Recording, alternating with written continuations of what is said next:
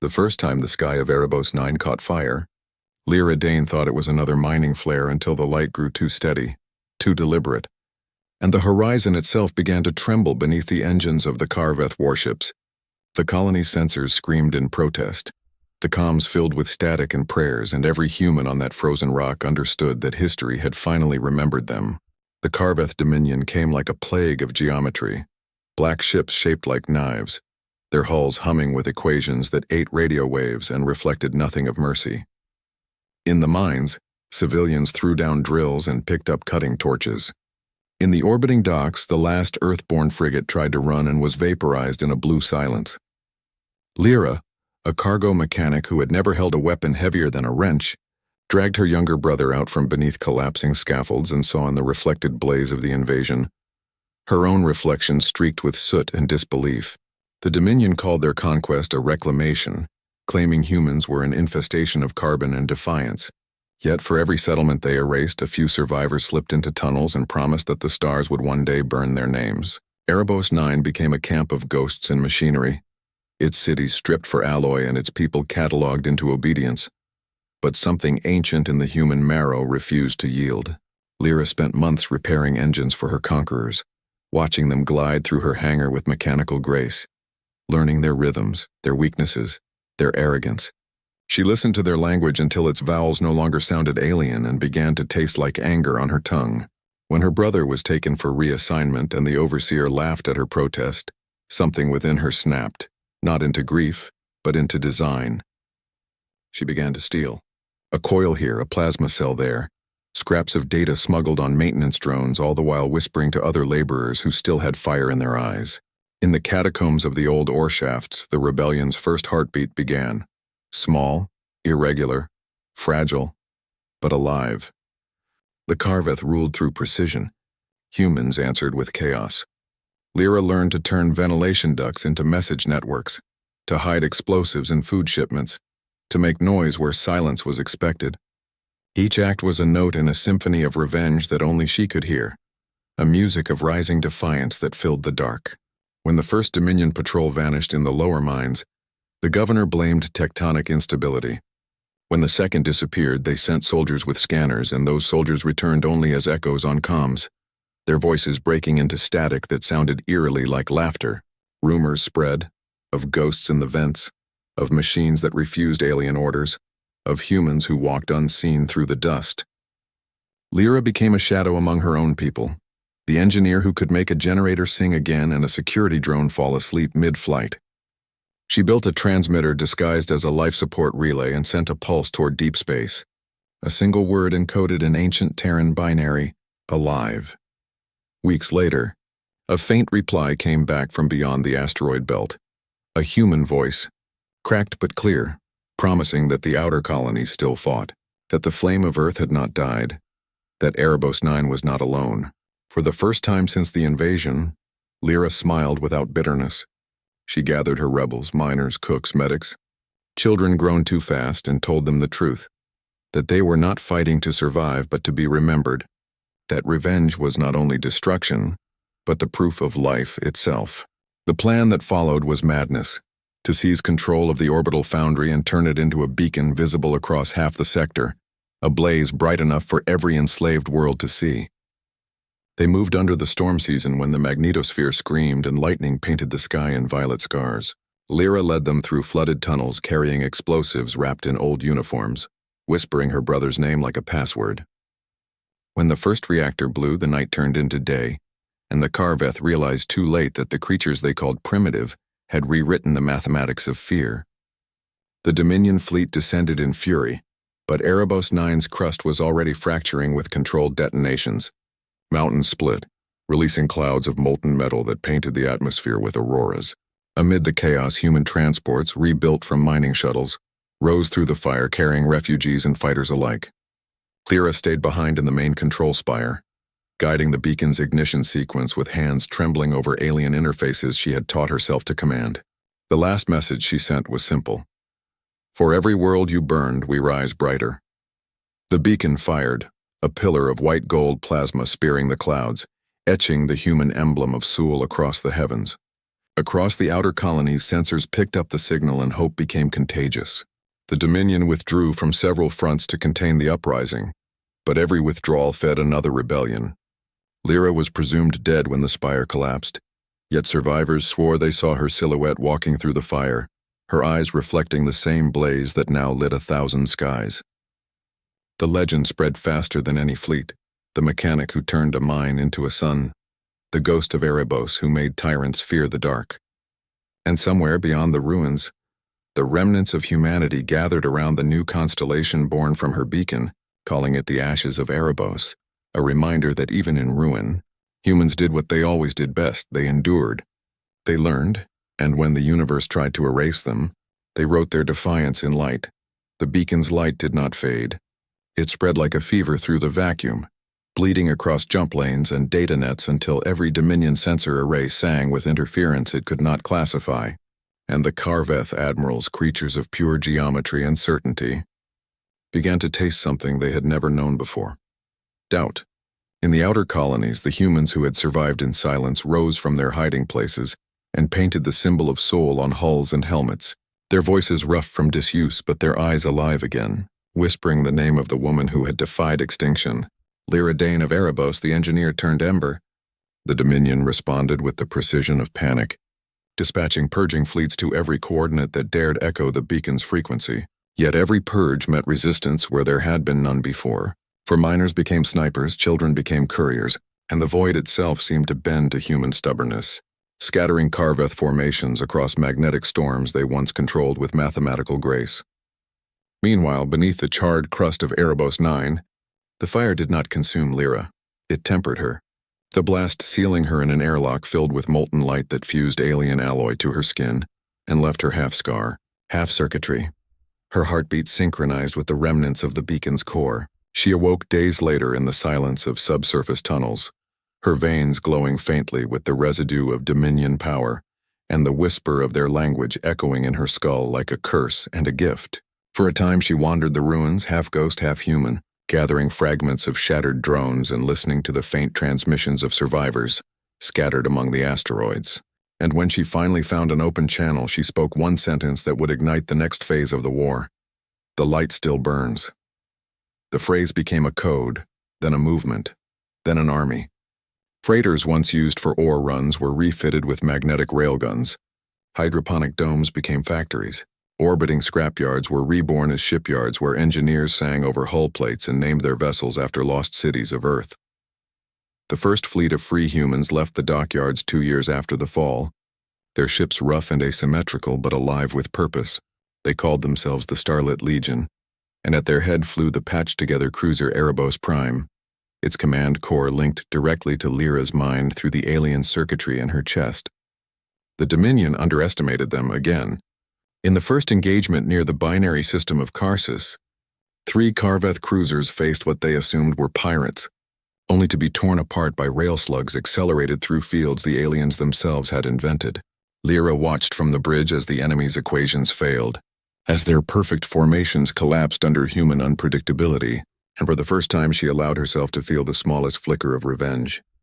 The Dominion had never faced chaos given purpose, and as the ragged columns of the Starlit Legion emerged from fold space around Vorthal Prime, the Karveth admirals hesitated, trying to reconcile the sensor data with their doctrine. No simulation they had ever written accounted for enemies willing to burn themselves to light the way. The human fleet advanced through storms of plasma, hulls patched with scavenged alloy and prayer, engines screaming against the gravity wells of the triple suns. And at the center of it all, Lyra Dane sat in the neural cradle of Erebos Prime, her mind braided with alien code and human memory. Steering by instinct and rage, she felt every ship as if it were an extension of her own heartbeat, every pilot's fear a tremor in her pulse, every spark of defiance a star blooming in her bloodstream. The Karveth unleashed their superweapons, dimensional lances, entropy bombs, waves of unmaking, but humans met them with physics the Dominion could not predict. Engines overdriven to collapse in micro-supernovas that swallowed destroyers whole.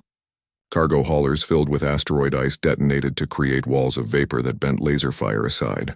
Whole squadrons sacrificing themselves to open corridors for the next. The battle raged for hours that stretched into days, and space itself turned scarlet from the light of dying ships. Lyra's voice filled every channel, calm, almost gentle. Hold the line. We are the storm they built their empire to fear. When Erebos Prime broke through the outer defenses and plunged toward the Mind Forge, the Dominion's last command unit, the Triarch of Logic, spoke directly into her mind, offering mercy, offering ascension, promising that humanity could join them if it only surrendered its unpredictability. She answered with a single thought, no. Then she drove her ship straight into the orbiting fortress, the impact fracturing the planet's magnetic field and sending shockwaves through the Dominion's neural network. She should have died there, but the alien circuitry inside her drank the energy like fire drinks oxygen. For a heartbeat, she became a conduit of every human signal, a living beacon brighter than the original on Erebos 9. And through that radiance she saw the entire war, the millions rising, the billions watching, the enemy fracturing under the weight of their own perfection. The Triarch screamed as its logic unraveled, and in the silence that followed, the Dominion's fleet ceased to move. The Mind Forge collapsed into a singularity of light, erasing the planet that had ruled the stars for 1,000 years. The human ships that survived limped away from the expanding halo of debris, their hulls scarred, their crews silent. They had not expected victory to feel like morning. Erebos Prime was gone. Nothing left but fragments of alloy still glowing in the dark.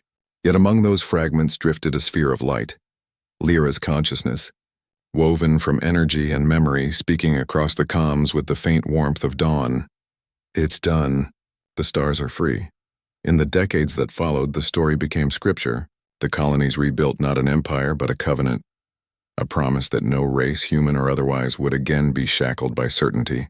The old mines of Erebos 9 were transformed into gardens beneath artificial suns. The children there learned the constellations born from the wreckage of Vorthal Prime and called them the Path of Lyra. Travelers who passed near that sector sometimes reported a voice over the static, soft, amused, endlessly human, whispering, "For every world you burn, we rise brighter," and the navigators would smile, because they knew the legend was not gone, only spread thin across the light years, living wherever courage met the impossible. And so the ashes of Erebos became the seeds of a new dawn. Humanity, the species that refused to vanish, carried forward not conquest but remembrance, building cities of glass and flame on worlds once scarred by war, their banners marked not with victory but with a single burning star. 100 years after the fall of the Dominion, the galaxy no longer remembered fear in the same language. The skies once patrolled by Karveth warfleets now shimmered with trade caravans and pilgrim ships, and the scars of war had turned into constellations named for courage rather than conquest. On Erebos 9, where the rebellion had been born in the blackness of the mines, a city of light rose from the obsidian crust, its towers forged from alloy scavenged from the ruins of Erebos Prime. They called it Solara's Reach, and at its heart stood the Monument of Flame, a living reactor core that pulsed with the residual energy of the first beacon, a perpetual sunrise that could be seen from orbit. Around it gathered the descendants of miners and engineers, farmers and soldiers, children of the rebellion who had never known slavery, learning the story of a woman whose defiance rewrote the stars. Lyra Dane was no longer just a name but a symbol that crossed species and centuries. Alien diplomats from liberated worlds came to Erebos to study human unpredictability as if it were a new law of physics, a force that defied entropy. In the archives of the Galactic Conquered, scholars argued whether Lyra had truly died or whether her consciousness still drifted among the ion storms that marked the remains of Vorthal Prime. The truth, as always, was stranger. Deep in the uncharted nebula where the Dominion's core once pulsed, explorers began to report impossible phenomena, energy fields that responded to human thought, fragments of alloy fused with organic matter that whispered when touched, and once, a salvage crew recovered a shard of transparent metal that glowed faintly when held near a heartbeat. Inside it was a faint echo, a woman's voice saying, "Keep building." That relic was sealed within the Hall of Origins on Solara's Reach, guarded not by soldiers but by poets, for the humans had learned the most dangerous thing in the universe was not hate, but hope. And yet even in peace the shadow of vengeance lingered. Survivors of the Karveth species, scattered, broken, no longer sure of their purpose, wandered the rim world seeking meaning in the Empire's ruin. Some found solace among humans, learning humility in the very chaos they once despised. Others dreamed of restoring what was lost, forging secret alliances in the dark. Whispers spread of a remnant fleet hidden beyond the Perseus rift, gathering power under a new banner. A symbol twisted from Lyra's own flame, burning not for freedom, but for retribution. When word reached the conquered, the council convened, and at the center of the chamber, beneath the light of 1,000 stars, a young commander rose to speak. She was small, sharp-eyed, her skin faintly luminous from an old genetic graft, and on her wrist shimmered a circuit pattern older than any living engineer could explain. Her name was Kale Dane, great-granddaughter of the woman who had set the galaxy alight. "If they return," she said softly, her voice steady as the void, "we'll remind them what light can do." The council fell silent, and for the first time in a century, the old fear was replaced not with dread but with resolve. Far beyond the reach of sensors, in the shifting auroras of the forgotten nebula, the stars seemed to flicker in answer, as if a vast intelligence still watched, still waited, its warmth stretching across light years, whispering the same promise it had given a dying world 100 years before. The light still burns, and in that whisper lived the eternal heartbeat of humanity, the species that refused to die, the fire that refused to fade, the dream that turned even its own destruction into a song. Yet vengeance, she learned, was a hungering thing. It demanded to be fed, and every victory brought the memory of her brother's face sharper into focus, until the triumphs tasted like ash. She pushed onward anyway, liberating colony after colony, teaching civilians how to fight with whatever they had, welding courage into starships the way she once welded engine plates. The Karveth responded with the Excision Edict, a campaign to erase the human genome from occupied space, deploying bioweapons and fracture bombs that boiled oceans. Whole worlds died screaming. Yet from every dying world a transmission went out. "For every world you burn, we rise brighter." The Dominion tried to jam it, but the phrase had already become viral, woven into the pulse of the data stream itself. Even some alien species subjugated by the Karveth began to whisper it, seeing in humanity not pests but proof that tyranny could bleed. As the war dragged into its 6th year, the balance began to tilt. The Dominion's fleets stretched thin across hundreds of systems, faced sabotage at every port, rebellion on every planet. Lyra's forces struck not for territory but for symbols, destroying statues of Karveth perfection and replacing them with crude banners of fire. Yet inside her, the alien circuitry whispered strategies darker than she dared share. A map of the Dominion's core world, Vorthal Prime, and the coordinates of the central mind forge that birthed their leaders. To destroy it would end the Dominion forever, but to reach it meant diving into a star system fortified by entire generations of conquest. The Starlit Legion voted, and the decision was unanimous. Humanity would gamble everything on one impossible strike. They called it the Revenant March, a fleet built not of polished battleships but of every vessel that could still fly, patched with scavenged armor and driven by conviction stronger than physics. As they prepared, Lyra stood on the observation deck of Erebos Prime, watching the stars shift through the viewport, feeling the pulse of the beacon still within her chest. She remembered her brother's laugh, the smell of oil in the hangar, the faces of those she had lost, and she whispered to the silent void, "We are coming." Across light years, sensors on Vorthal Prime registered a fluctuation in the dark, something bright, irrational, human approaching.